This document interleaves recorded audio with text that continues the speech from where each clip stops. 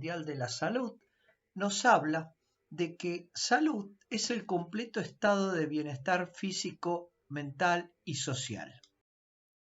La palabra enfermedad surge del latín de la palabra infirmitas, que significaba falto de firmeza. O sea que una persona enferma es como que no tiene firmeza.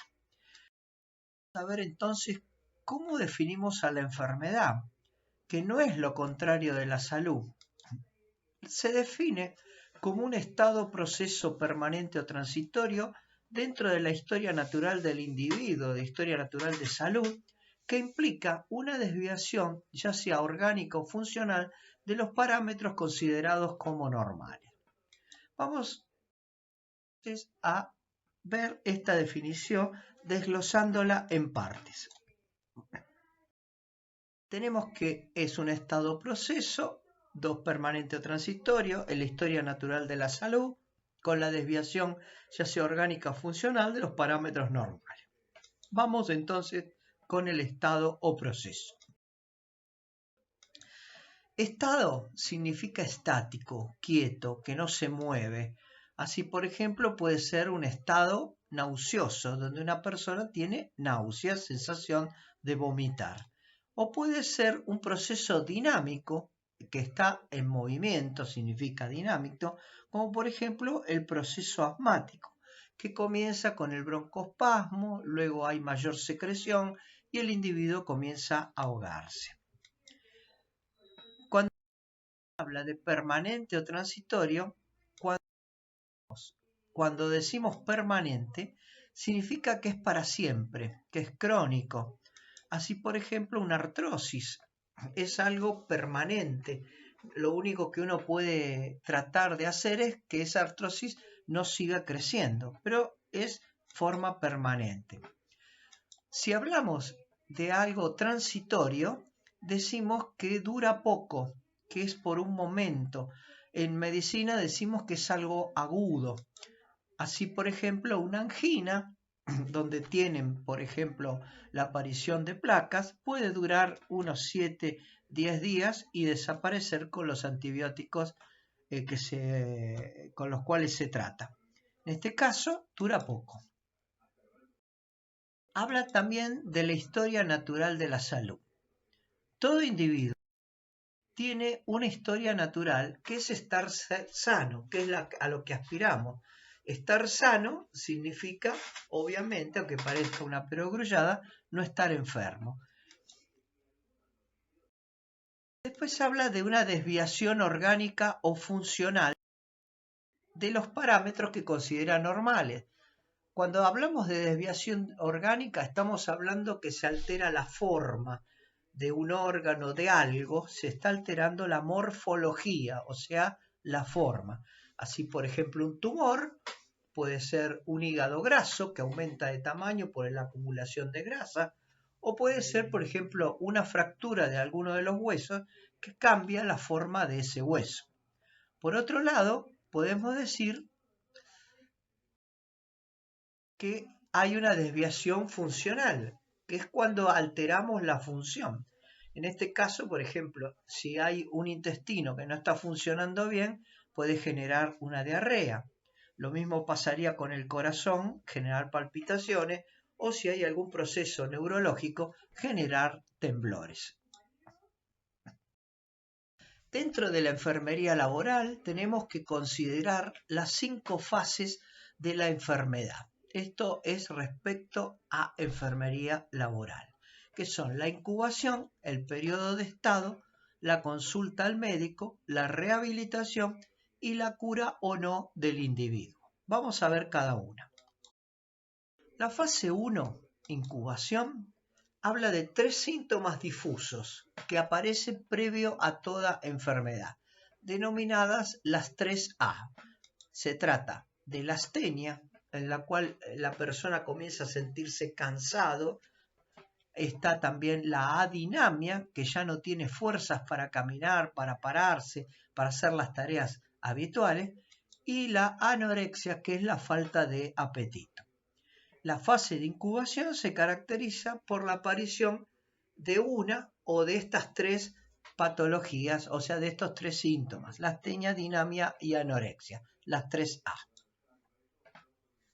En este periodo, el trabajador aún presta servicios dentro de la empresa, o sea, está con estos síntomas, pero sigue trabajando.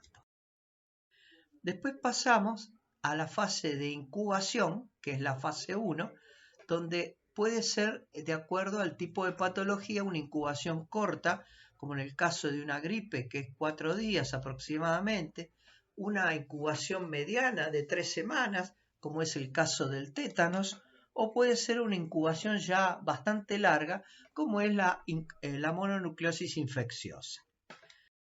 Pasamos luego al periodo de estado, que es donde no solamente están los síntomas, sino que empiezan a aparecer los signos.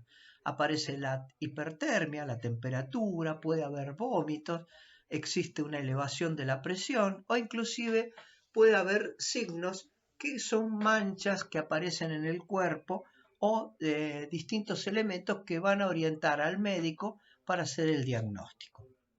En este periodo, fase 2, ya el individuo no está trabajando. Pasa luego a la fase 3, donde ya aparecen los signos y síntomas y realiza la consulta al médico, que seguramente le va a pedir una serie de estudios, radiografías, audiometría, resonancia, según lo que necesite, para comenzar inclusive con un tratamiento. La persona, el trabajador, aún sigue. Pasado ese periodo, entramos en la fase 4 o de rehabilitación, donde el individuo comienza a hacer la recuperación de su enfermedad.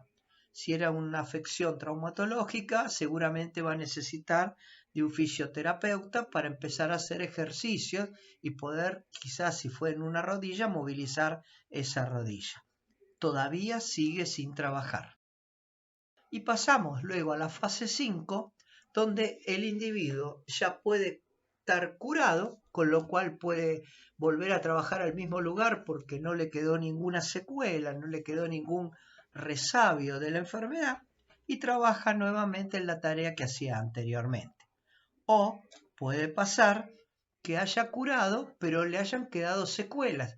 Por lo tanto, va a ser el tema adaptar la tarea a esta persona, por lo cual esta persona, al tener limitaciones, va a tener que adecuarse esa tarea. Vamos a tener que darle, ya sea como médico laboral o como enfermera, una tarea acorde para que realice, y que ustedes como enfermeras o enfermeros laborales tienen que darle una tarea hasta que el médico laboral lo vea. O sea, si el médico laboral viene al día siguiente, puede comenzar a trabajar en una tarea adecuada hasta el día siguiente, donde lo va a ver el médico y va a determinar el tiempo que va a durar la tarea, si corresponde hacer esa tarea o no, pero ya no es tema de ustedes. Puede pasar que muchas veces el jefe del sector, el supervisor, no quiera tener un individuo dentro de su área con una tarea adecuada porque le trae problemas, entonces prefiere que esta persona no trabaje. Si este es el caso, ustedes le dicen al trabajador que se mantenga en reposo un día más y lo citan directamente a la consulta con el médico laboral.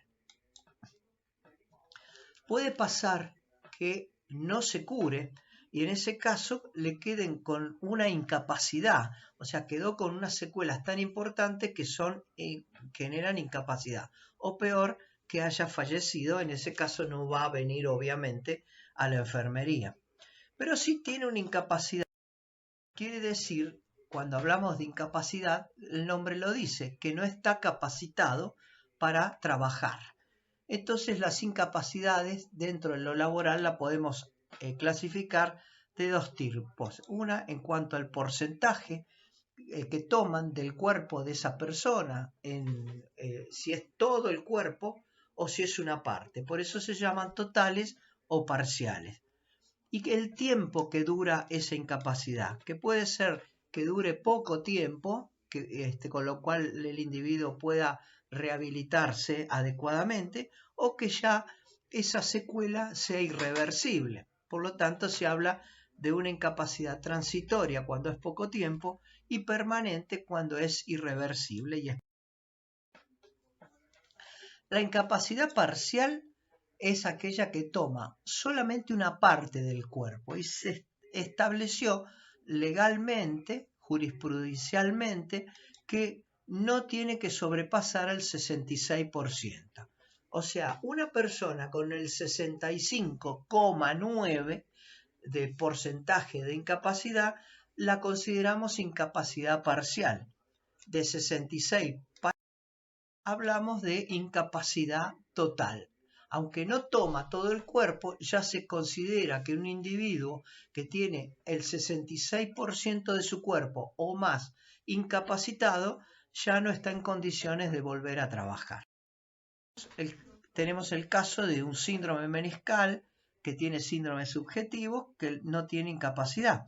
Pero, por ejemplo, una extracción de menisco, una meniscectomía con hidroartrosis, hipotrofia muscular, tiene entre un 10 y un 15% de incapacidad.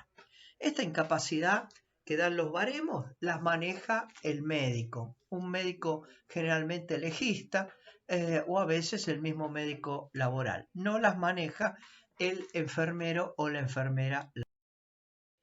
Cuando la capacidad es transitoria, como decíamos, es una capacidad que dura muy poco tiempo, como caso de una diarrea por gastroenterocolitis, no es para toda la vida. Ahora, si dura para toda la vida, estamos hablando de una incapacidad permanente, como en el caso de un asmático, que es asmático durante toda su vida. Resumiendo, las fases de la enfermedad dentro de lo que es la enfermería laboral, teníamos una fase de incubación donde la persona creía o parecía que estaba sano y solamente aparecían aquellos síntomas que eran las 3A, astenia, dinamia, anorexia. Si no se hace nada, pasa al periodo de estado donde aparecen los signos, luego realiza la consulta médica donde inicia el tratamiento, luego viene la etapa de la rehabilitación y por último la etapa de curación donde se recompone totalmente, que puede ser con o sin secuelas, o no se pudo curar y quedó incapacitado con secuelas permanentes. Lo importante de todo esto para ustedes, chicos, es que mientras esa persona consulte en el periodo de incubación donde aparecen las 3A, astenia, dinamia y anorexia, podríamos derivarlo al médico laboral para que lo asista y determine algún tipo de estudio o para hacer un diagnóstico. Porque en esta etapa todavía está trabajando. Cuando el individuo, el trabajador, consulta en cualquiera de las otras etapas, ya no está trabajando y ya no está concurriendo a la empresa. Por lo tanto, de aquí la importancia de la fase de incubación. ¿De qué depende que una persona se enferme o no? Depende del agente que cause la enfermedad, el tiempo que le lleve de contacto con ese agente y las características de la persona en sí, o sea, del huésped, cuanto a sus defensas sean altas o bajas. Puede pasar que alguna de estas sea la que prive, defensas bajas, tiempo de exposición alto, contacto con un agente muy grave, muy virulento, o que estén las tres. Con lo cual ya podría ser una de cada una de estas la causante de la enfermedad o podrían ser las tres. Según lo que prive, ahí va a aparecer la enfermedad.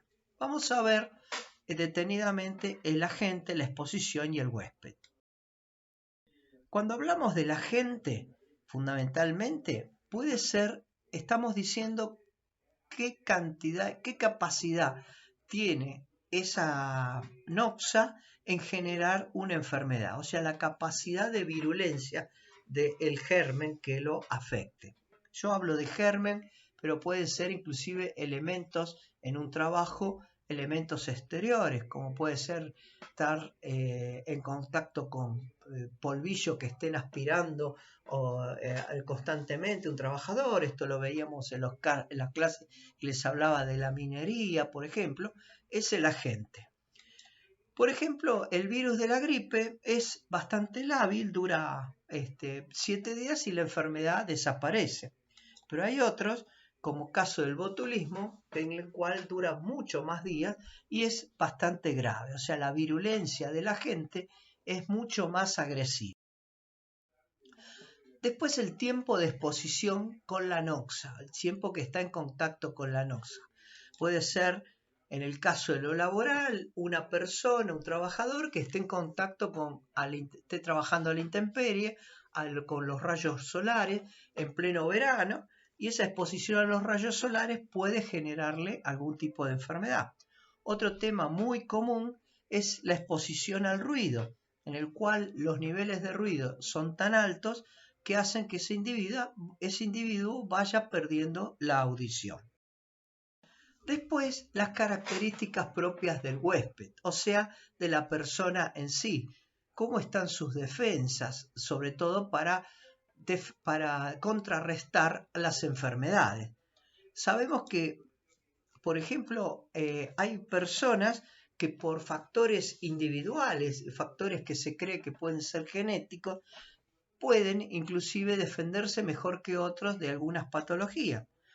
Sabemos muy bien que hay por ahí chicos que durante toda su infancia estuvieron en contacto con bajas temperaturas y se acostumbraron, generaron quizás defensas más importantes que cualquier chico que no estuvo en contacto con bajas temperaturas de otra latitud. Le va a costar más adaptarse a esa inclemencia del tiempo. Pasa muchas veces que vienen, ustedes van a ver en el fútbol, equipos brasileros, donde las temperaturas son bastante agradables y altas en Brasil, vienen a jugar en pleno invierno, en agosto, en julio, a la Argentina, y muchas veces les toca jugar de noche, que hace mucho más frío, y se los ve que no solamente están con el equipo deportivo, sino que usan guantes, por ejemplo, porque las inclemencias del tiempo le da menor resistencia. También hay personas que resisten más la altura, aquellos que se criaron en las montañas o cercanos a las montañas tienen mayor resistencia que los que venimos del llano para poder evitar ese ahogo que se produce, que es el mal de altura. ¿Cuáles son las causas de la enfermedad? En general puede ser que, como dijimos, el agente, el tiempo de exposición y el huésped, pero pueden actuar las tres juntas, con lo cual se habla ya, cuando actúan las tres juntas, de multicausalidad, o sea, son múltiples las causas, tanto el agente, el tiempo de exposición y la baja defensa del huésped generan la aparición de una enfermedad. En este caso, el ejemplo más notorio es, por ejemplo, la tuberculosis, donde el agente es muy virulento. Cuanto más tiempo de exposición tenga una persona con un individuo que esté tosiendo con tuberculosis, es más proclive a contagiarse. Y si además ese individuo que está en contacto con un tuberculoso es un individuo con defensas bajas, tiene algún trastorno inmunológico que hace que no tenga las defensas acorde, inclusive entonces puede contagiarse la enfermedad, y acá las tres causas actúan para generar la noxa. Se llaman las enfermedades. Se las denomina según la zona afectada, según el nombre de su descubridor, o se las denomina como síndrome. Según la puede ser una zona afectada de qué parte del cuerpo es la afección. Así, por ejemplo, si tengo una afección en el tendón, que es una afección de tipo inflamatorio, para definir una inflamación de tendón se le agrega un sufijo, o sea, algo que va después de la palabra, después de tendón, que es el sufijo itis, que significa proceso inflamatorio. Si es de tendón, será tendinitis. Si es de apéndice, será apendicitis, y así sucesivamente. Por otro lado, también puede haber procesos degenerativos en las articulaciones. el sufijo que se agrega es el sufijo osis. Por ejemplo, una artrosis de cadera, una artrosis de rodilla, es un proceso degenerativo porque lleva el sufijo osis.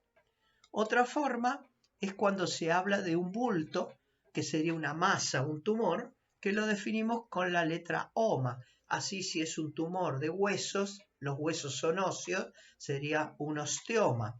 Si es un tumor de glándulas, sería por ahí un hipernefroma, si es referente al tumor de riñón, así sucesivamente. La otra manera es que le ponen a la enfermedad el nombre de la persona que lo ha descubierto, como la enfermedad de Alzheimer o, por ejemplo, la enfermedad del Parkinson, que son enfermedades que llevan el nombre de su descubridor. A esto se los denomina, cuando se coloca el nombre del descubridor, enfermedades epónimas. Pueden también ser denominadas de acuerdo al síndrome, es el conjunto de síntomas y signos que tiene esa enfermedad se denomina síndrome. Puede ser el síndrome con el nombre del descubridor, como es el síndrome de Down, o puede ser un síndrome de acuerdo al lugar donde la patología lo afecte. El caso del síndrome del túnel carpiano, que afecta a la muñeca de muchos trabajadores que hacen tareas repetitivas. Y bueno, entonces, que un enfermo es aquella persona que padece de una enfermedad. Y es importante que puede ser consciente de ello cuando tiene signos y síntomas, o inconsciente cuando por ahí simplemente cree estar sano y está incubando, y en este caso está enfermo igual. Por eso no podemos decir que estar sano es el bienestar físico, psíquico y social, y estar enfermo sería lo contrario, porque psicológicamente un individuo enfermo puede no notar que está enfermo. Es importante haber síntomas físicos y psíquicos. Físicos como por ejemplo un trastorno de ambulación, puede ser una hipertermia, aparición de fiebre, o sea, son síntomas que los presenta en su cuerpo. Ahora puede haber síntomas psicológicos, como puede ser una persona que tenga ira, que tenga ansiedad, que se angustie fácilmente, que tenga miedo, depresión. Todo esto lo vamos a ver cuando veamos la clase de el estrés. ¿Cuál es la clínica de un trabajador enfermo? Puede tener síntomas y signos. Los síntomas es lo que nos dice el trabajador a nosotros. Los signos es lo que nosotros vemos en el trabajador. Por lo tanto, los síntomas, si bien en la medicina asistencial son orientativos acerca de una enfermedad y demás, nosotros acá los tenemos que tomar como algo subjetivo. No es que no le demos importancia. Si nos dicen me duele la cabeza, me duele el estómago, que son síntomas, pero tenemos que abstraernos de eso y pensar más que nada en los signos, que lo son objetivos, que son las cosas que vemos. Tiene fiebre, tomo el pulso y lo noto taquicárdico, por ejemplo, está sudoroso, lo veo pálido. Esos son signos. Los síntomas no los puedo comprobar porque me los cuenta y yo no sé si es verdad o no. En cambio, los signos sí son comprobables. Por ejemplo, el dolor y la acidez, me lo dicen, yo no puedo saber si una persona tiene acidez salvo por lo que me está diciendo. En cambio, si tiene fiebre, hipertensión arterial, tiene una arritmia, tiene manchas en la piel, sí me doy cuenta porque lo estoy viendo. Por lo tanto, los signos los podemos comprobar ya sea en forma directa a través de los sentidos, que son la vista, el tacto, el oído y el olfato. Hay otro sentido que no lo ponemos acá, que es el gusto, que era para comprobar los signos porque hoy en día no se utiliza, que era el caso de los médicos que bebían la orina de sus pacientes para saber si tenían azúcar en la orina. Si era una orina dulce, pensaban que podía ser una diabetes. Hoy en día, gracias a la glucotest, obviamos esto. Bueno, con la vista, ¿cómo puede manejar estos 4 elementos, estos 4 elementos fundamentales, la vista, el tacto, el oído y el olfato? Los tiene que usar el enfermero o la enfermera laboral. Con la vista puede ver si tiene coloración amarilla en los ojos, si lo nota que está temblando, si tiene mucho moco, si está vomitando, si lo veo pálido, si veo que a su vez lo veo sudoroso. A través del tacto puedo tomarle el pulso y notar cómo está la frecuencia cardíaca, si tiene un pulso muy bajo, si tiene un pulso acelerado, si tiene un pulso irregular, o la misma piel cuando la toco puedo encontrarla rugosa. Todo con el tacto. Con el oído puedo ver si esa persona me habla con la voz disfónica. Hola, ¿qué tal? ¿Cómo les va? Perdón, así sería como hablaría. O si, por ejemplo, con el oído nosotros colocamos el estetoscopio y escuchamos su corazón, vemos que el corazón puede latir en forma muy rápida, muy lenta o en forma irregular. Y con el olfato, fundamentalmente cuando tienen mal aliento, la halitosis. Si viene y nos dice que le duele el estómago, que siente que la comida le cayó mal y lo sentimos con halitosis, a mal aliento, entonces sí podemos prever que está con una patología digestiva. Indirectamente también podemos examinar al trabajador haciéndole algunas maniobras que son maniobras muy simples, como es decirle si, por ejemplo, es una persona que viene con una lumbalgia, decirle que se pare, que camine de un lado para el otro para ver cómo realiza la caminata. La enfermera que tenía yo en una empresa, para venir al consultorio había que subir una escalera muy pequeña, pero se veía a los trabajadores cuando venían, cruzaban todo un patio de camiones, o sea, donde circulaban camiones, por una senda peatonal, y llegaban hasta la escalera. Desde la ventana los veía. Entonces, si los veía que venían caminando bien y después se venían tomando la espalda diciendo que les dolía, que tenían una lumbalgia, me lo hacía saber en el momento que yo los iba a revisar, porque fue una lumbalgia aparentemente ficticia, porque aparecía en el momento que entraba al consultorio, anteriormente no se manifestaba. Que hay que tener mucho cuidado, que en lo laboral tenemos que guiarnos principalmente por los signos, más que por los síntomas. ¿Por qué? Porque los podemos comprobar. Por eso siempre les digo que antes de dejar ir a un trabajador, darle lo que vulgarmente se conoce como la salida de planta, lo que tienen que hacer ustedes es controlar los signos vitales para establecer en qué condiciones está ese trabajador, esa persona. Si vemos alterado alguno de esos signos vitales, entonces sí podemos llegar a darle la salida. Hay varios tipos de enfermos. Están aquellos enfermos que yo denomino comunes, que ante cualquier alteración que presentan se acercan al servicio de medicina del trabajo y consultan. Pueden ser que vengan a verlos a ustedes o pueden directamente pedir un turno para ser vistos por el médico laboral. Esto debería ser lo habitual.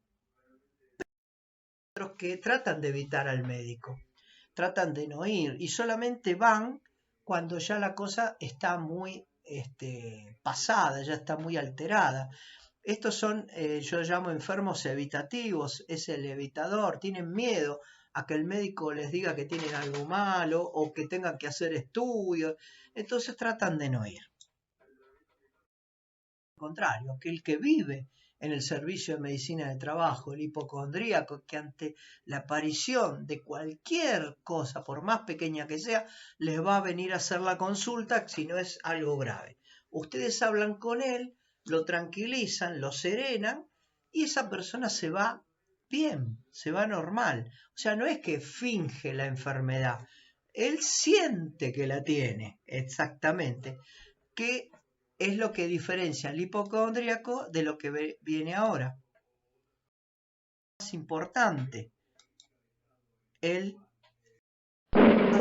simulador, que es aquel que sabe que no está enfermo, finge los síntomas, a diferencia del hipocondríaco que se cree enfermo y los síntomas los realmente él siente que los tiene.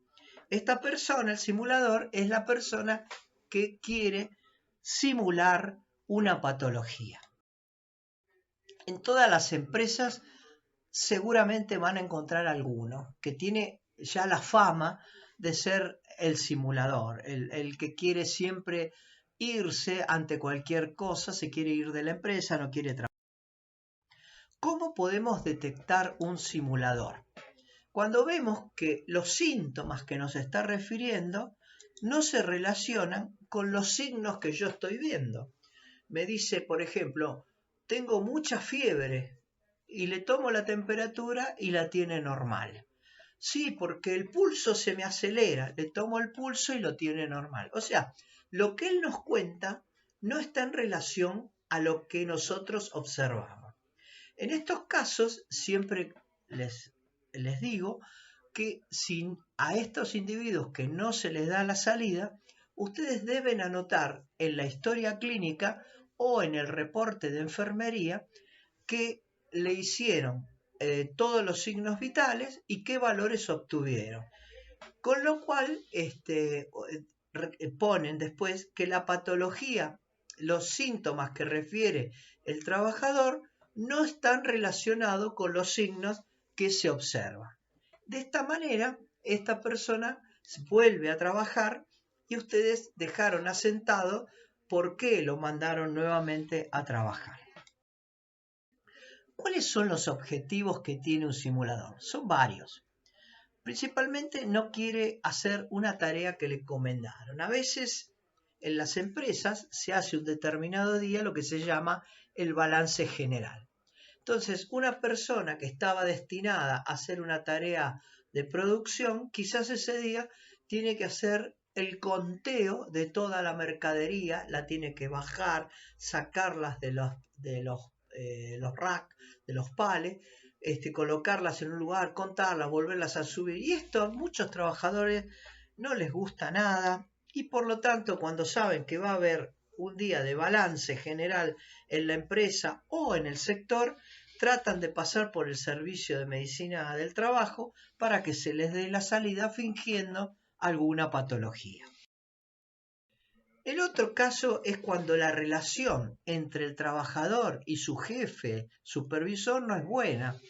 Al llevarse mal, muchas veces, me ha tocado un caso de un trabajador que le había pedido que le otorgue un cambio de turno porque tenía problemas familiares y el supervisor se lo niega, aduciendo de que no podía cambiarlo porque lo necesitaba en ese turno. Entonces pasó por el servicio médico diciéndose enfermo por el hecho de simular una enfermedad con el solo hecho de irse y por lo menos estar en otro horario de trabajo.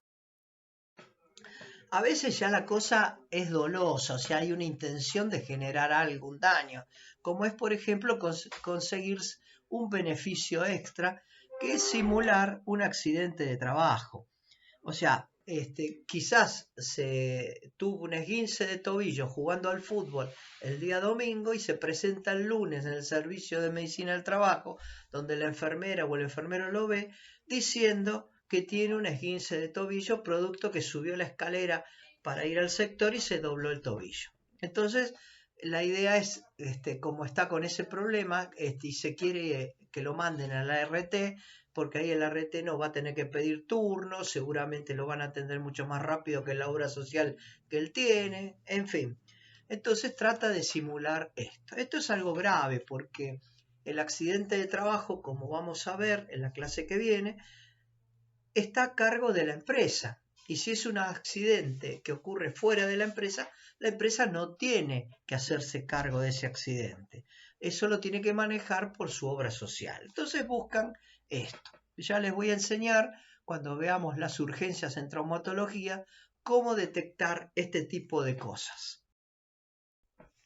A veces lo que buscan es que los echen, entonces tratan de generar una indemnización. Por ahí pasa con aquellos que ya se quieren ir de la empresa, pero dicen, no le voy a dejar todos estos años que yo trabajé acá, yo quiero que me paguen algo por todo lo que yo di a la empresa, entonces quiero que me despidan. Entonces tratan de buscar días por enfermedad.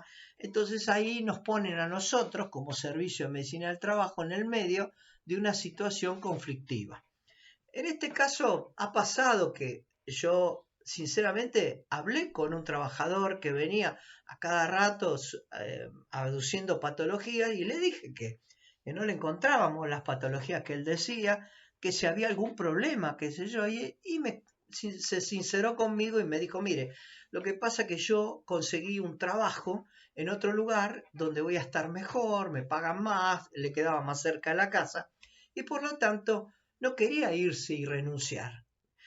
Bueno, yo hice de intermediario con recursos humanos, le planteé la situación de una manera tal de decirle, mire, esta persona se quiere ir de la empresa sabiendo que recursos humanos prefería que un trabajador se fuera de la empresa y llegaban a un arreglo. No le iban a pagar una indemnización total, pero sí le iban a pagar algo como arreglo. Y esto fue lo que pasó.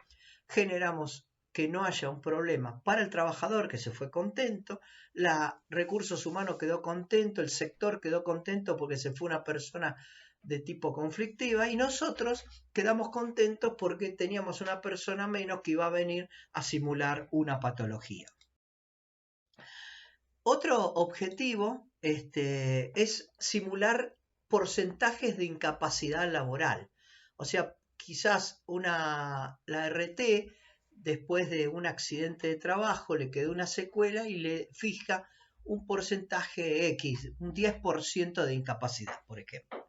Pero esa persona habla con un abogado y el abogado le dice, no, te tienen que pagar más, te tienen que dar un 50% de incapacidad.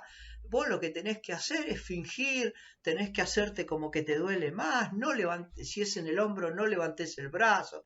Bueno, toda una serie de pautas, a veces asesorado, como les digo, por ahí por un abogado o a veces asesorado hasta por médicos para hacer esto. Por eso ahí les dejo una película que está en YouTube, Tiempo de Revancha, donde trata este tema, la simulación de un accidente de trabajo.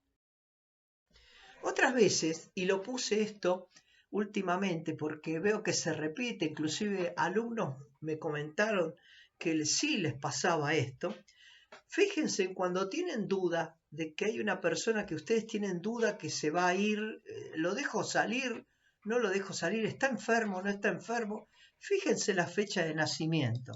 Muchas veces pasa que buscan irse porque es el día de su cumpleaños.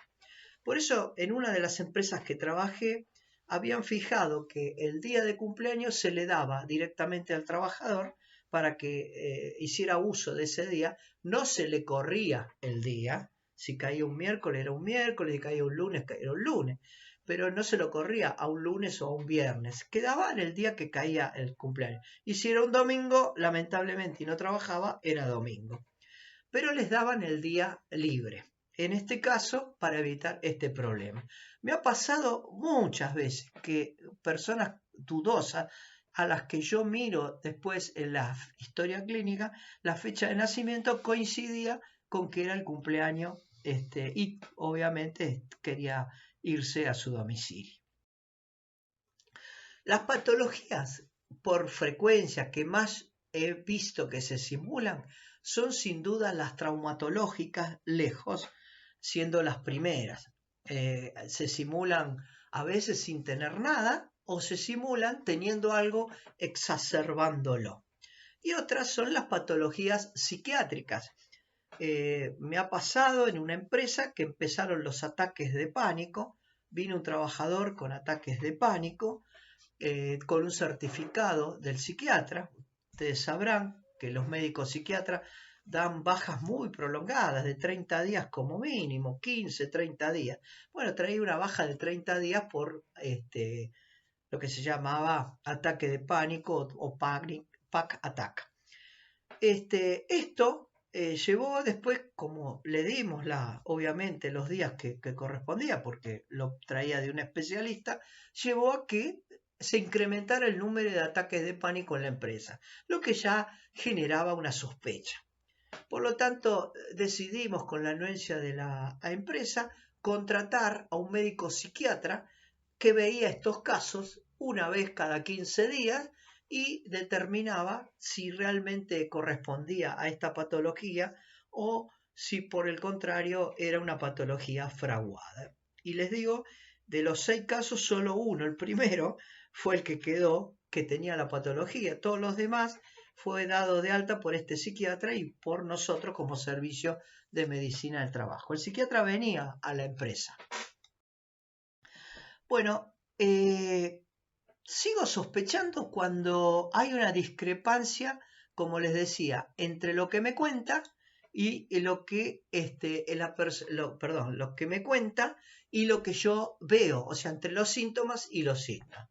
Otra es cuando uno le dice que trate de levantar, que camine en punta de pie, por ejemplo, y no lo hace porque dice no puedo, que levante una pierna o doble una rodilla, no puedo, o sea, no colabora con un examen que es muy sencillo.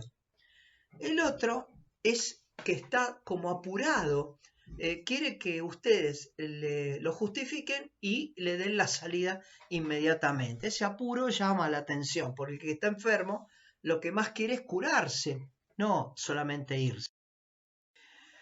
Cuando se les dice, por ahí lo vio el médico y les dio un tratamiento y le dice, bueno, tenés que venir a control, hoy te vas a tu casa y mañana venís a control para que te vuelva a observar la enfermera del servicio. Y no viene, o dice, no, no puedo porque hoy me siento peor. O sea, se niega a hacer los controles que implica el tratamiento.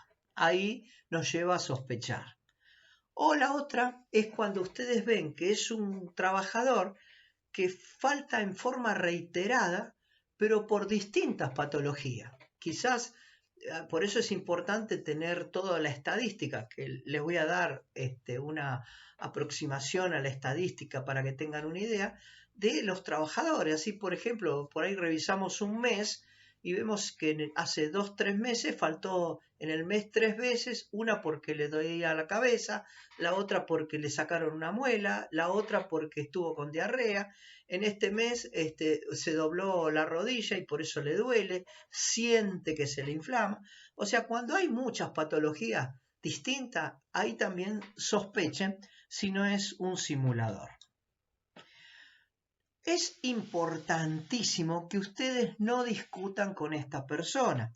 No entren a discutir diciéndole que es un simulador, que es un mentiroso, que nosotros no nos chupamos el dedo, que nosotros sabemos que nos está mintiendo. No, ustedes no digan absolutamente nada de eso.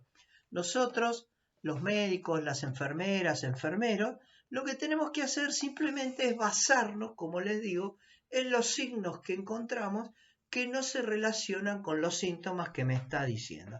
Jamás, jamás decirle que nos está mintiendo, porque lo primero que va a hacer es ir a consultar al delegado porque dice que ustedes no le creen y le dijeron que era un mentiroso. Y eso podría hasta ser tomado como peyorativo, discriminatorio y demás. Traten de que no se lleguen a estas situaciones, es mi modesta sugerencia. Ahora vamos a ver las enfermedades desde el punto de vista laboral. Desde el punto de vista laboral se clasifican en dos tipos, por la causa de la enfermedad o por el lugar donde se realiza la atención del trabajador. Por la causa de la enfermedad puede ser una enfermedad inculpable o una enfermedad profesional. Por el lugar de atención puede ser que el trabajador se haga atender en el consultorio o simplemente que nos llame por teléfono para que le enviemos un médico al domicilio para que lo asista. Vamos a ver estas características. Enfermedad inculpable, como el nombre lo dice, el prefijo in significa sin Y como es culpable, sin culpa del trabajo, significa. Es todo daño que se produce en la salud sin tener motivo ese daño de ser originado por el trabajo o por las condiciones y medio ambiente de trabajo que rodea a esa persona. Es una patología como por ejemplo podría ser una gastritis causada porque comió por ahí muchos picantes, o puede ser una diarrea por gastroenterocolitis porque comió en exceso de grasa, o porque esta persona justo no tiene hábitos muy higiénicos y con las manos sucias, quizás comió con las manos y llevó una bacteria a su intestino que le generó la diarrea. Pero no están relacionadas con la tarea que hace ni con las condiciones del medio ambiente que rodea en el trabajo. En cambio, estos no tienen las enfermedades inculpables relación con las tareas ni las condiciones y medio ambiente de trabajo, no son indemnizables por la empresa, o sea que la empresa no tiene injerencia sobre estas enfermedades. Hay excepciones que ahí puse, como por ejemplo seguros que se toman, que son seguros de vida, o seguros de accidentes llamados domésticos. Algunas empresas le ofrecen a sus trabajadores una cobertura de seguro, pero no se hace cargo la empresa. Se le descuenta del sueldo, de los haberes que cobra este trabajador, la cuota del seguro y sabe que ante un accidente que haya tenido fuera de la empresa va a estar cubierto por una empresa aseguradora. Las enfermedades inculpables, seguro puede adquirirlas fuera de la empresa, seguro. Pero también las puede adquirir dentro de la empresa, pero que tampoco están relacionadas con el trabajo, con la tarea que hace. Si, por ejemplo, alguien está resfriado y fue a trabajar y tosió o estornudó y puede haberlo contagiado a esa persona, eso no es una enfermedad profesional. No está relacionada con la tarea que quizás es manejar una máquina o con las condiciones y medio ambiente, como es la iluminación del lugar, el ruido que hay, el polvillo que puede haber en el ambiente. Eso no es una enfermedad laboral o una enfermedad profesional. Es una enfermedad inculpable a pesar que pudo haberse contagiado dentro de la empresa un resfrío. Ahí les puse algunos ejemplos, como es el dolor precordial, el angina de pecho, el angor pectoris, un resfrío, una bronquitis, son enfermedades consideradas inculpables. La enfermedad inculpable tiene un agente que, como vimos anteriormente, que la causa, hay un tiempo de exposición y va a haber un huésped. El agente, la exposición, como les decía, no está relacionada con la tarea. O sea, esa persona, por más que siga trabajando en el lugar, el resfrío que tiene no está generado por la tarea. El agente puede ser un virus respiratorio, convive con otra persona que está estornudando o tosiendo y puede tener un resfrío o una gripe porque sus defensas también son bajas y aparece la enfermedad inculpable. La enfermedad profesional, a diferencia de la inculpable, está relacionada o causada por la tarea que realiza la persona, si son por ahí tareas repetitivas, moviendo mucho las muñecas, pueden tener una tendinitis, o si son relacionadas con el ambiente que rodea. Trabaja sin protectores auditivos en una zona que hay mucho ruido, en este caso también sería considerada tarea profesional. Son las que sí tienen relación con las tareas que realiza en el trabajo y con las condiciones que lo rodean al trabajador, son sí indemnizadas y atendidas por la empresa a través de aseguradoras que tiene la empresa, como vamos a ir viendo, que se denominan ART, aseguradoras de riesgo de trabajo. La enfermedad no hay duda que fue adquirida dentro de la empresa, relacionando ya sea con la tarea o con las condiciones y medio ambiente de trabajo. Hay una relación causal algo que causó que esta persona se enferme. O sea, si no hubiera estado trabajando en ese sector y en esa tarea, esta persona no se hubiera enfermado. Por eso es una enfermedad profesional.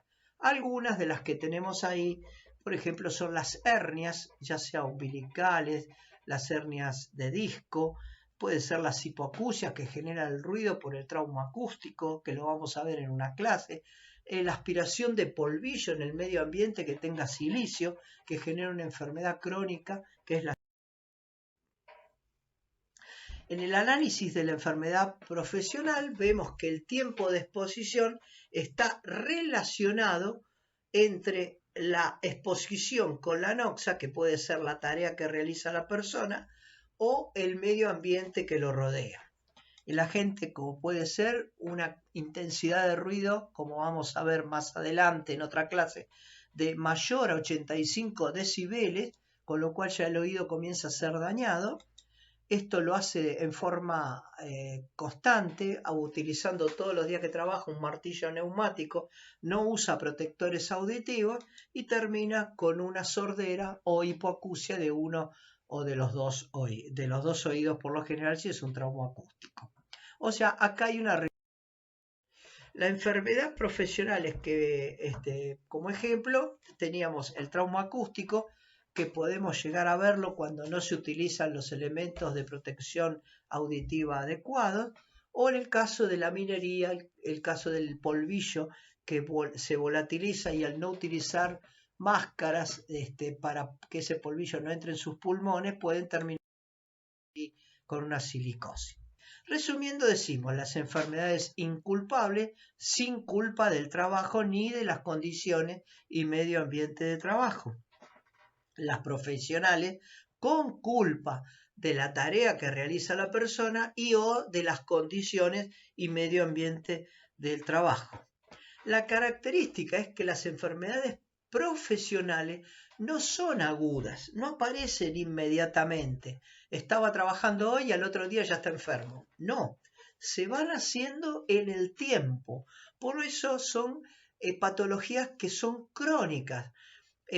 Cuando vieron la primer clase y les hablaba del desastre de Gauntlet Bridge, donde murieron más de 400 personas y se incapacitaron más de 1300 por hacer minería sin protección, unir las aguas de 2 ríos, no sé si recuerdan la primera clase, en ese caso los que tuvieron silicosis y terminaron falleciendo no murieron sino hasta después de 5 o 10 años. O sea que la enfermedad profesional se hace en el tiempo. Por eso es muy importante detectarla antes para que ese trabajador no se resienta en su salud. Y aparte, por lo general, son enfermedades irreversibles, con lo cual todo lo malo que podamos evitar ya es ganancia para la salud de esa persona. Acá ven ustedes el porcentaje de enfermedades profesionales en la Argentina, donde vemos que las hipoacusias y los trastornos respiratorios son aproximadamente el 70% de las enfermedades profesionales que llegan a las ART, porque son estas aseguradoras de riesgo de trabajo las encargadas de atender las enfermedades profesionales. No lo hace la obra social. Se pregunta muchas veces, ¿se puede atender por la obra social una enfermedad profesional? El trabajador, por el derecho que la salud es de él, el derecho de la ley de derechos del paciente, él se puede atender donde quiera, pero también tiene la obligación de someterse a la atención por la ART. Es decir, si él no confía mucho en la ART, que lo está atendiendo, y quiere atenderse por la obra social, puede hacerlo, pero esto no quita que deba presentarse ante la RT las veces que lo vayan citando y realizar los tratamientos que la RT le va diciendo. La enfermedad profesional es considerada como tal si está dentro del Decreto Nacional 658 de barra 96, que se los mando en los apuntes.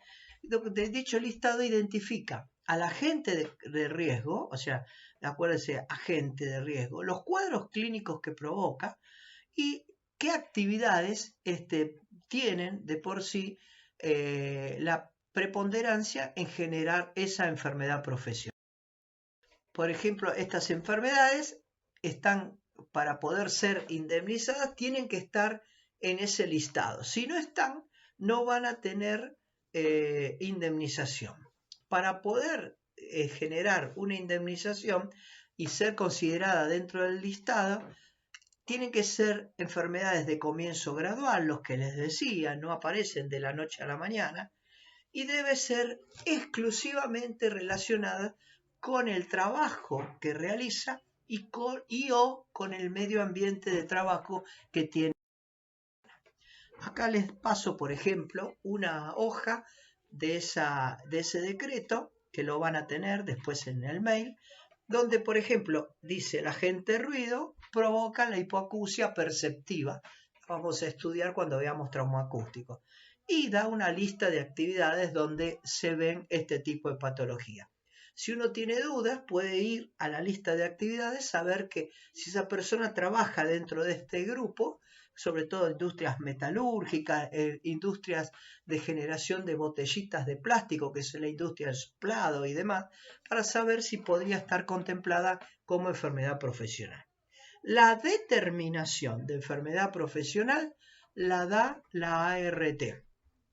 Nosotros, como Servicio de Medicina del Trabajo, pensamos que puede ser una enfermedad profesional y se denuncia a la RT. La RT va a hacer toda la investigación correspondiente para certificar que es una enfermedad profesional. De acá ya les digo, si ustedes tienen dudas de que un trabajador que los viene a ver está padeciendo una enfermedad profesional, no lo manden inmediatamente a la RT. Como les dije, la enfermedad profesional se hace con el tiempo. Entonces, si el médico viene al día siguiente, cítensela a esa persona para que la vea el doctor y pueda evaluar si corresponde enviar como enfermedad profesional a la RT. Él es el que va a determinar si va o no va. Donde ustedes tienen que actuar es lo que vamos a ver en la clase que viene, que es el accidente de trabajo. Pero en la enfermedad profesional no manden enseguida a un individuo. Además, que la aparición de una enfermedad profesional en una empresa genera toda una serie de variantes que se trastocan, sobre todo para higiene y seguridad, recursos humanos, se pierden premios, se pierden posibilidades de bonos, la empresa entonces les quita, por aparecer una enfermedad profesional, les quita a los trabajadores, a los que trabajamos dentro de la empresa, esos beneficios. Y no solo eso, sino que además la empresa que tiene enfermedades profesionales nuevas va a tener que pagar más de cuota de seguro por cada trabajador, la denominada alícuota que se paga por cada trabajador asegurado. Supónganse que por cada trabajador se pagaban 1.000 pesos, quizás ahora porque tiene una enfermedad profesional termina pagando la empresa el doble, 2.000 pesos por cada trabajador. Los valores son figurados porque cambian todos los días. ¿Cuál es el rol de ustedes, enfermeras o enfermeros laborales? Tratar de detectar con antelación las enfermedades profesionales, estando atentos a aquellos trabajadores que vienen al servicio médico presentando una dolencia reiterada, no como el simulador que eran distintas las dolencias, sino que es la misma y viene en forma periódica. Entonces, en este caso, lo que hay que hacer es llamar la atención del doctor, del médico laboral, y decirle, mire, fulano de tal me vino a ver varias veces porque le duele la columna, porque tiene una lumbalgia. No es que se quiera ir, porque por ahí viene y quiere que le demos alguna medicación, que hagamos un masaje, que lo colocamos en una lámpara, y después vuelve a trabajar. No es un simulador. Es una persona que está quizás haciendo alguna alteración porque por ahí está trabajando mal o está manejando pesos que lo superan a los que él puede manejar. Por eso es importante darse una vueltita por el sector para después comentarle al médico lo que ustedes ven. Otras veces pasa que hay trabajadores que ustedes notan que cada vez oyen menos O por ahí cuando es así, una pregunta que yo les hago es si en la casa, cuando está viendo televisión, lo retan porque lo tiene a un volumen muy alto. Es porque ellos no se dan cuenta y están perdiendo el oído, pero la familia, que no tiene el problema, nota que cada vez sube más alto el volumen del televisor. Entonces, esto también comentárselo al médico. Siempre es importante, como se los dije cuando hablamos de enfermería laboral, que la enfermera y el enfermero que trabaja en una empresa conozca la materia prima con la que trabaja la empresa. ¿Cuáles son aquellos productos que pueden tener toxicidad que usa la empresa? ¿Qué sectores trabajan con esos productos? Para por lo menos ir teniendo una adecuación de las tareas de acuerdo a los sectores y saber qué riesgos tiene cada trabajador. Esto lo pueden pedir directamente a Higiene y Seguridad, que lo tienen bien establecido cuáles son los productos que utiliza la empresa o qué fabrica la empresa. No es lo mismo trabajar en una empresa que fabrique bolsitas de polietileno que trabajar en una empresa donde lo que se hace es radioactividad. Ya vamos a ver las tareas en una clase específica, todo eso. Así, por ejemplo, si ustedes trabajan en una fábrica de baterías, tienen que saber que el plomo es un elemento que se utiliza habitualmente. En este caso, ¿cuáles son las patologías que genera el plomo? O sea, ir a ver, de acuerdo al producto tóxico, qué patologías se producen. De esta manera, saber detectarlas con tiempo para evitar que esa persona se... No vamos a ver con intoxicación.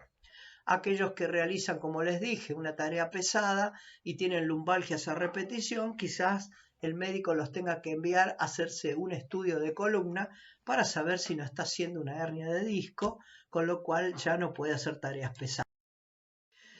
El caso de los que trabajan en producción con tareas repetitivas, el caso de que tengan inflamación en los tendones, todo esto lo vamos a ver cuando veamos urgencias y emergencias traumatológicas. Después dijimos que la atención puede estar dada en el consultorio o puede ser en el domicilio. Decimos en el consultorio cuando esa persona está trabajando y concurre al servicio de medicina del trabajo para ser examinado y los viene a ver a ustedes. Y decimos en domicilio cuando no viene a trabajar, llama por teléfono y dice que se encuentra enfermo, que le manden un médico a domicilio. Vamos a ver las cosas. Lo importante con los casos de consultorio, que son los que los vienen a ver a ustedes, es de tomar la determinación. ¿Le doy la salida? ¿No le doy la salida por enfermedad? Entonces, siempre lo que les dije antes, evaluar los signos vitales, evaluar que los síntomas estén correlacionados con esos. Si tengo alguna duda, puedo pedirle al médico laboral que me dé una mano, que me diga. Si no está, lo puedo llamar. Si el médico no le viene mal, que lo llamemos. Y de última, por ahí, solicitar la ambulancia de área protegida que viene con un médico y lo va a evaluar. Acá es importante que ustedes sepan, previo a que venga ese trabajador, cuál es el contrato que tiene firmado con área protegida la empresa. A veces las empresas firman un contrato solamente para emergencias, porque lo hacen y no llaman al médico para que intervenga en el contrato. A mí me pasó. Entonces, la empresa solamente de ambulancias va a venir si es un caso de vida o muerte. No va a venir si es una urgencia. Si es una persona que se fracturó, no va a venir, porque no la contrataron para urgencias, solo para emergencia. Acuérdense, emergencia, la palabra está hablando de riesgo de vida. La urgencia, el riesgo de vida no es inmediato, puede ser a futuro. Entonces, no viene. Entonces, menos van a venir porque una persona, ustedes la van a llamar a la ambulancia y les parece que puede estar enferma por alguna patología digestiva. Por eso es importante conocer qué contrato previo hay. Es lo que le decía, se puede consultar al médico de planta por teléfono y si no lo encontramos y tienen una compañera, una colega de otro turno que tiene más experiencia, llamarle y decirle, mirá, me pasa esto, ¿qué te parece que haga? A ver cómo está. O sea, de manera de asesorarse de cómo manejarlo.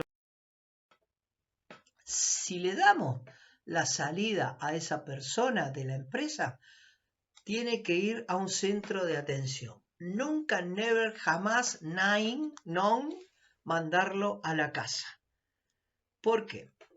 Puede pasar, y ha pasado, que vaya el trabajador, por ahí tuvo alta presión en su momento, es un caso que lo viví, se le da la salida, cuando ya la presión se nivela, se lo manda a su casa, el hombre no le dice a la enfermera que se va a ir en su propio vehículo y se va manejando. ¿Qué pasó? Mientras iba manejando le volvió a subir la presión, choca contra el guardarrail en la ruta por la que iba, por suerte a él no le pasó nada, pero rompió el auto. Todo porque lo dejamos ir. Siempre para dar la salida a una persona hay que evaluar, como les dije antes, si se puede ir por sus propios medios, si se puede ir en un remis, en un auto que él no maneje, o lo lleve un compañero, o lo lleve el delegado, o si tiene que ir en ambulancia. Pero nunca mandarlo a la casa. ¿Por qué? Porque por ahí va a la casa, no pasó nada en el trayecto, llegó a la casa, se descompuso, y puede haberse deteriorado su salud o inclusive hasta morirse. Ha pasado esto. En caso de hipertensión, derivado a su domicilio porque había mejorado, fue trasladado en remisa hasta la casa. Esto no lo hizo ni una enfermera ni un enfermero. Esto lo hizo un gerente de una empresa que dijo, bueno, te mando a tu casa y mañana venía a ver al médico. Ni idea de lo que es la hipertensión arterial. El hombre se murió en la casa. Y después la familia dice, ¿cómo lo mandaron? Porque es lo que dijo. Me mandaron de trabajo porque estaba enfermo. Me dijeron que me quede acostado, que después... Y bueno, me cayeron a mí pensando que había sido yo. Y yo no lo había mandado ni lo había visto a este señor. Por eso hay que aprender de las cosas cuando uno ve errores propios o ajenos para que no ocurran. Entonces siempre mándenlo a un centro asistencial. O sea, a la obra social, al centro asistencial más cercano. Después determinarán cómo va, ambulancia, remis o va llevado por un compañero. Nunca que vaya en colectivo, ¿no? Ustedes lo que le pueden decir, no, pero yo me voy a mi casa, yo sé que esto se me pasa, a mí me pasa esto y yo sé que me agarra ahora, después se me va, yo me acuesto un ratito y ya me va. No, te explico. Vos tenés que ir a hacerte ver por una guardia para que te atienda. Porque te van a dar un certificado, una constancia, llámalo como quieras, que vas a tener que presentarme al día siguiente si venís a trabajar. Porque yo como enfermero o enfermera laboral tengo la potestad de autorizarte a irte de la empresa. Lo que no tengo es la potestad de justificarte la inasistencia o la ausencia de la empresa. Por lo tanto, vos te tenés que conseguir un certificado, una receta médica, de un medicamento que te dé, lo que sea, y me lo tenés que traer para que el médico al día siguiente yo se lo presente al doctor y esté justificada tu ausencia. ¿Qué hacemos con esto? Hacemos que ese trabajador obligadamente se va a hacer atender. Ustedes anotan en la historia clínica o en el report que lo enviaron para realizar una atención y al otro día dice, no me dieron certificado, pero me dieron esto. Fulano de tal fue visto en la guardia del hospital tal. Sí, ya está. Lo que ustedes necesitan es asegurarse que esta persona no se fue a la casa, sino que fue a un centro de atención y evitar un mal mayor para él y para ustedes. Esas letritas en verde, fundamental. Otra de las atenciones en consultorio, algo que tienen que saber, es que es preferible siempre que le den ante la duda la salida a un trabajador que esté sano a que lo dejen seguir trabajando a un enfermo. el enfermo que ustedes dejaron trabajando, a veces por presiones que pueden ser del supervisor, de recursos humanos, de quien sea, menos, ustedes dijeron, bueno, lo mando nuevamente. Entonces, eso les puede traer un dolor de cabeza, porque normalmente la persona que no tiene nada y vuelve a trabajar, no va a pasar nada. Pero si estaba con algo que no lo pudimos detectar y se descompone, enseguida van a decir, ¿cómo la enfermera, cómo el enfermero lo mandó a trabajar? Y va a venir seguramente un planteo gremial al servicio de medicina de trabajo, como la enfermera no lo dejó volver al trabajo. Por eso es importante la realización de los signos vitales, a saber que están en orden o no. Y si tienen dudas, recuerden esto, es preferible que se vaya sano a que trabaje enfermo. Obviamente, esto se lo van a tener que comentar al médico laboral cuando él venga, de lo que pasó, no mentirle, decirle la verdad, para que él tome cartas en el asunto y por ahí pueda ajustar un poquito si este es un trabajador que está entrando a ser un simulador. Después está el tema de los domicilios. Llama el trabajador y dice, no voy a trabajar porque estoy enfermo, mándame médico. Primer error, ya vamos a ver cuando veamos las leyes que el envío de médico a domicilio depende de la empresa, no del trabajador. O sea, es la empresa que decide enviar un médico a domicilio.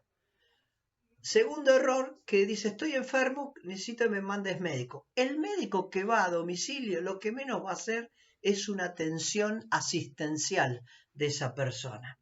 Es más, funciona como un inspector, o sea, como una persona que va a evaluar si realmente este hombre está enfermo o no. Si ve que no está enfermo, no le va a justificar el día, y si ve que está enfermo, va a decir, está enfermo con tal dolencia y nada más, pero no hace una atención, un tratamiento y demás. Por eso el error de los trabajadores muchas veces que creen que el médico que va a la casa es un médico como el de una ambulancia, el de la obra social, que los va a atender. Así que primero eso. El domicilio no viene a trabajar. Entonces, ¿quiénes son los que piden domicilio? Porque si es una potestad de la empresa, y lo puede pedir el propio médico, el médico del servicio, que les diga a ustedes, andá y mandale médico a fulano. O lo puede pedir recursos humanos, o lo puede pedir a través de recursos humanos la jefatura de esa persona, el jefe del sector, que quizás ese día tenían una tarea importante y le dijo, por favor no falten a todo su equipo y le falta.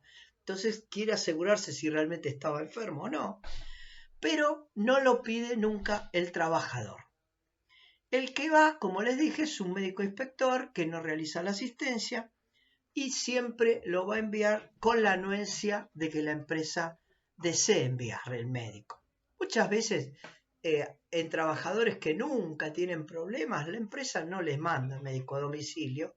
Nosotros como médicos tampoco lo pedimos en ese trabajador. Ahora, si es uno que es faltador, un día viene por una cosa, es un presente constantemente en el servicio de medicina del trabajo, viene a pedir medicamentos, bueno, quizás a ese se lo podemos mandar. O por ahí lo pide expresamente recursos humanos u oficina de personal según corresponda la empresa en la que ustedes trabajen.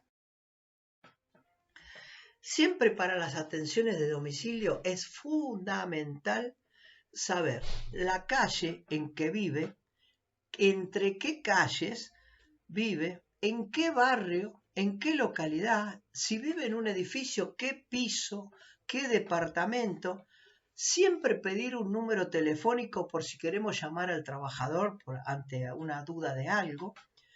Tienen que registrar ese pedido en el report de enfermería, aunque yo prefiero que sea en la historia clínica del trabajador. Acuérdense que por mi manera de ser, todos los pedidos de domicilio los hago asentar en verde para saber cuando veo ese color que es un pedido de domicilio. Si el motivo fue por un accidente que sufrió esta persona en su casa, o sea, fuera de la empresa, trato de buscar más información, como por ejemplo, ¿dónde le ocurrió el accidente? No vaya a ser, como vamos a ver en la clase que viene, que se accidentó viniendo a trabajar, con lo cual sí le corresponde ser atendido por la ART, que es distinto que se accidentó dentro de su casa y se cayó de la bañadera y se produjo un corte por el cual le tuvieron que dar unos puntos. Eso es distinto, ya eso no entra por la RT, pero si venía caminando para trabajar, sí. Entonces, ¿dónde ocurrió? ¿Dónde pasó? ¿Qué lesiones tiene? Si es un corte, de cuántos centímetros, cuántos puntos le dieron. ¿Y qué le dijo el médico? O sea, vuelve a trabajar mañana, vuelve a trabajar dentro de 2 días, lo citó para verlo, pero que no vuelva a trabajar. Bueno, todo eso hay que recabarlo, la información, porque nos las van a pedir. A través del médico laboral van a pedir todos estos datos y por eso lo tienen que tener. Muchas veces, como les decía, el jefe del sector les pidió a todo su personal que no falten ese día porque había una tarea muy importante. Y así toda esta persona faltó. Entonces, echa espuma por la boca el supervisor, el jefe, va a recursos humanos y dice, mirá, hoy tenía que hacer esto y me faltó él, que justamente es el que hace. Yo necesito que ese hombre venga a trabajar. Que obviamente no va a venir a trabajar, pero Recursos Humanos nos va a decir, por favor, que este domicilio sea recomendado. Cuando les dicen que es un domicilio recomendado, ustedes tienen que pasárselo a la empresa como domicilio recomendado y usar estas dos palabras, domicilio recomendado. Significa que el médico que va a ir a la casa del trabajador no se va a contentar solamente con mirar el certificado que tiene el trabajador y ver los remedios en la mesita de luz. Seguramente lo va a revisar, en este caso sí, lo va a ver si realmente está enfermo. O sea, va a ser un examen mucho más exhaustivo de lo que sería un examen común que haría el inspector. En este caso es para constatar la enfermedad y después nos va a pasar el informe. Cuando el informe llega, puede pasar que el domicilio se haya realizado, o sea, se hizo el domicilio, o puede pasar que no se haya hecho el domicilio. Cuando se hizo el domicilio, puede estar justificado, puede estar injustificado, puede ser que nadie atendió al médico cuando fue a la casa de esa persona, o fue a la casa pero el trabajador no estaba en ella. Esto es en el caso que se hizo el domicilio. Y cuando no se hizo el domicilio es por causas propias o ajenas al médico. Propias, por ahí lo asaltaron, se le rompió el auto, y ajenas, el caso de que se largó una lluvia torrencial, vivía en calles de barro, de tierra, y se hizo un barro, no pudo llegar. Se considera por norma, no está escrito, pero sí por norma, que hasta 3 cuadras de un asfalto el médico debe ir al domicilio, si son calles de tierra y hay barro. O sea, tendría que dejar el auto a las 3 cuadras e ir caminando hasta el domicilio. Eso es lo que hacen las empresas de domicilio. Si vive más de 3 cuadras del asfalto en una calle de tierra en un día donde hay un barrial terrible, no tiene obligación el médico a hacer el domicilio. Cuando el médico de domicilios no lo realiza, no cobra ese domicilio. Por lo tanto, siempre le interesa hacer el domicilio al médico, más que no hacerlo. Las posibilidades entonces, si hizo el domicilio, es que lo justifique, con lo cual les van a mandar un informe y ustedes tienen que decirle a Recursos Humanos que esa persona está apta para trabajar a partir de tal día. Cuando no les justifican, ustedes les tienen que decir a la Oficina de Personal Recursos Humanos que no está justificado ese domicilio.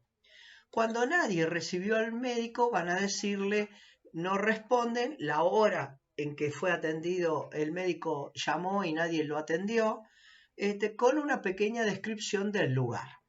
Y cuando no estaba el trabajador, vamos a decir, estaba ausente a tal hora, y ustedes a recursos humanos le van a pasar el informe, pero no el nombre de la persona que le dio el dato al médico. Veamos, por ejemplo, si es justificado, obvio se le paga el día. Si no es justificado, no lo va a cobrar. Si nadie recibió el médico, ya es un gris, no es ni negro ni blanco, porque el trabajador por lo general dice, pero yo estaba, lo que pasa es que el médico no tocó timbre, golpeó las manos, yo vivo atrás, no lo escuché, seguramente. Entonces es lo que dice el trabajador más la palabra del médico que fue a domicilio. Nunca podemos hacer un careo entre el médico y el trabajador. Entonces ahí es tierra de nadie. Por lo tanto, le pedimos al médico que hace el domicilio que cuando no lo recibe, nadie lo atiende, dé una descripción pormenorizada de la casa, y específicamente yo les pedía que me digan qué tipo de cerradura tiene la casa, la marca de la cerradura. ¿Por qué? Porque muchas veces algunos trabajadores con justa razón se quejaban de que algún médico no bajaba del auto, tomaba los datos de la casa, el color de la casa, si tenía rejas, cuántas ventanas, cómo era la puerta, y se iba. Y después pasaba que no lo atendieron. Como los domicilios, en este caso sí lo cobra el médico de domicilio, así lo atiendan o no lo atiendan. O sea, si es justificado, no justificado o nadie lo recibió, él lo va a cobrar igual. Entonces yo les pedía que ante estos casos me digan qué cerradura tenía la puerta de entrada. De esta manera estaba seguro que bajó. Entonces si el trabajador después me decía, no, pero nadie llamó, sí, mirá, el médico bajó. ¿Qué cerradura tenés? Y tengo una Citra. Claro, coincide con la que dijo el médico. Bueno, la otra posibilidad es que no estaba el trabajador. En ese caso puede ser que salga alguien de la familia, la esposa, la madre, algún hijo, como me pasó una vez que yo hacía domicilio al comienzo de mi carrera y llegué y me dicen, no, mi papá no está, se fue a jugar al fútbol acá a 2 cuadras. O sea que alguien les va a decir si está o no está el trabajador. A veces es un vecino, el médico siempre pregunta a alguien que le puede dar datos si ahí vive fulano, y si está o no está, recaba esa información. Seguro que la persona que le da la información por ahí le dice, ¿y usted cómo se llama? Y yo me llamo Jorge. El médico nos va a pasar a nosotros, que le dio la información Jorge.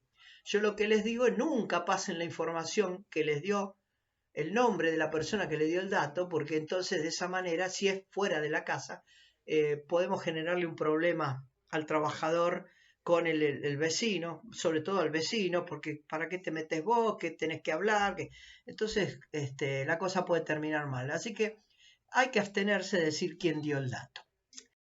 Un resumen, que es un cuadrito que llevan en los apuntes, acá tienen, por ejemplo, resumen de domicilio, puede ser justificado, injustificado, no responden, ausente, no realizado, o el informe que nos pasa la empresa de domicilios. Fíjense el asterisco en azul, que es que ese informe tiene que ir textual a la hoja del report o de la historia clínica, donde ustedes pasan el domicilio. Por el otro lado está el informe que le van a pasar a recursos humanos, y esos 2 asteriscos en rojo nos está diciendo que nunca le damos diagnóstico a recursos humanos ni datos de la persona que le informó que el trabajador no estaba, para evitar problemas. Y la otra casilla que armé, o sea, la otra columna, es jornal, que es qué pasa con lo que cobra esa persona. Esto en general lo va a determinar recursos humanos, si va a cobrar o no va a cobrar el día. Cuando el domicilio es justificado, nos van a pasar, por ejemplo, gastroenterocolitis con certificado médico justificado del 5 al 7 de mayo, trabaja el 8 del 5. Yo lo que voy a pasarle es simplemente justificado del 5 de mayo al 7 de mayo, trabaja el 8 del 5. En este caso no hay duda, le van a pagar el día no trabajado. Cuando es injustificado, el médico de domicilio nos va a informar que refiere malestar general, signos vitales normales, sin certificado, continúa trabajando. Esta palabra, continúa trabajando, quiere decir que nunca tuvo que haber dejado de trabajar. Es que no le justificó el día. Lo único que hay que pasarle a recursos humanos es domicilio injustificado o no justificado. Acá se le descuenta el día. En el caso que no responden, el médico llama y nadie le dice nada, entonces tiene que describir la casa. Por ejemplo, nos pone casa de material, 2 plantas, jardín adelante, ventana pintada de amarillo, perro ladra, cerradura Travex. 14, 15 horas no responden. Nos da todos los datos. Yo lo que le paso a recursos humanos no responden nada más. A lo sumo les puedo agregar la hora, pero no conviene, porque después recursos humanos, como es la zona gris, muchas veces lo manda el servicio médico. Mira, a mí me pasó el médico que vos no estabas, le dicen. Cuando no es que no estaban, es que nadie respondió, que es distinto a no estar. Acá no sabe el médico si está o no está. Lo que está diciendo es que no le respondieron al llamado.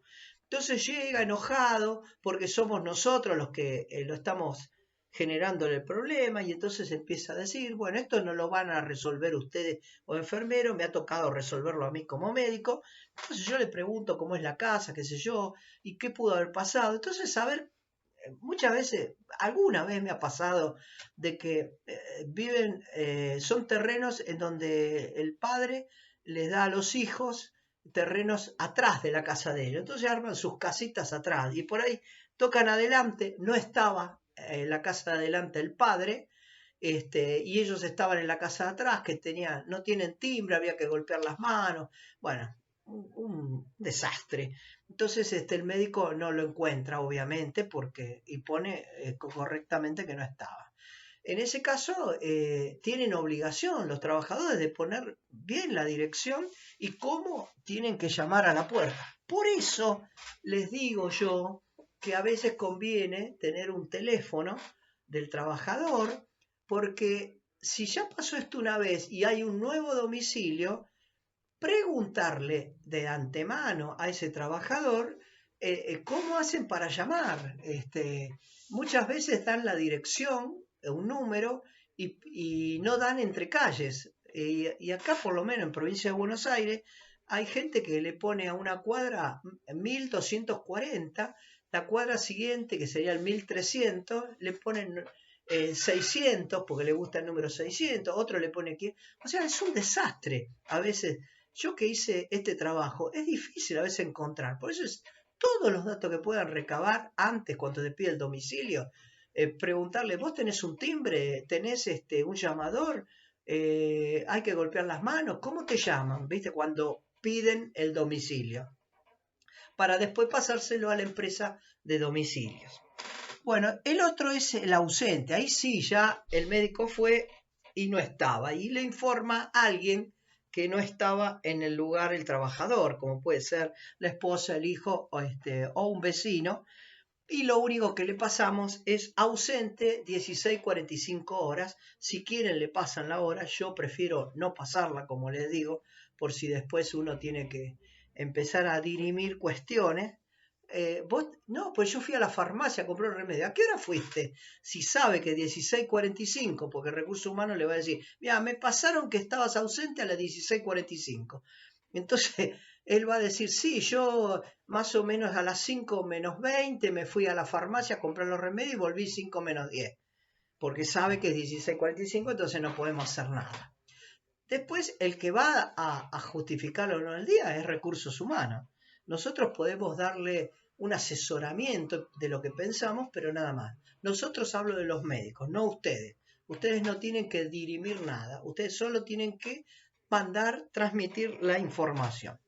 Y la otra es porque el domicilio no se hizo, porque las calles están anegadas, porque la gente, hay una barrita en una esquina, el médico ha pasado, tuvo miedo y se volvió y puso gente sospechosa, me vuelvo, porque se le rompió el auto, porque le robaron el auto, porque tuvo un piquete y no lo dejaron pasar. Bueno, todas esas cosas. Ahí al trabajador se le paga el día también, se le abona el día, pero el médico, como les dije, los domicilios no realizados, el médico de domicilio no los va a cobrar.